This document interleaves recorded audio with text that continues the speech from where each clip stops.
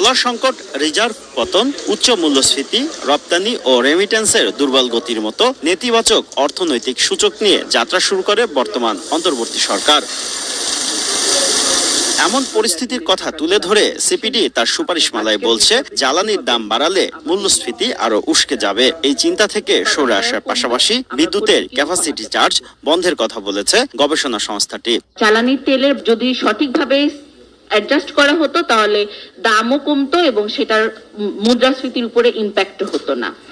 আর দ্বিতীয়ত, বিদ্যুৎ খাতে আমরা ভর্তুকি কমানোর কথা বলছি।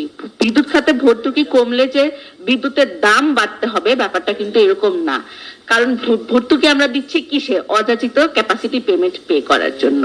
জীবনযাত্রার ব্যয়ের চাপ সামাল দিতে সরকারি বেসরকারি চাকরিজীবীদের বেতন বাড়ানোর সুপারিশ করেছে সিপিডি। সেই সঙ্গে জুলাই বিপ্লবে আহত নিহতদের জন্য বাজেটে আলাদা বরাদ্দ রাখার প্রস্তাব করেছে।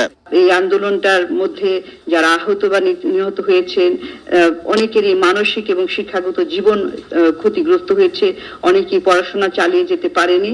আমাদের প্রস্তাব হচ্ছে যে অন্তর্বর্তীকালীন সরকার এই 2026 অর্থ বছরের বাজেটে একটি বৃত্তি কর্মসূচি চালু করুক তাদের জন্য। এছাড়া সাধারণ মানুষকে স্বস্তি দিতে ব্যক্তি খাতে করমুক্ত আয়সীমা 4 লাখ টাকায় উন্নীত করার সুপারিশ করা হয়েছে। করমুক্ত 4 লাখ টাকা করলে নিম্ন আয়ের মানুষরাই কিন্তু এটাতে উপকার পাবেন। রাজস্ব আয় বাড়াতে কর ফাঁকি বন্ধ ও সরকারের অপ্রয়োজনীয় ব্যয় কমানোর সুপারিশ করেছে সিপিডি। হলো 30%, আপনারা জানেন।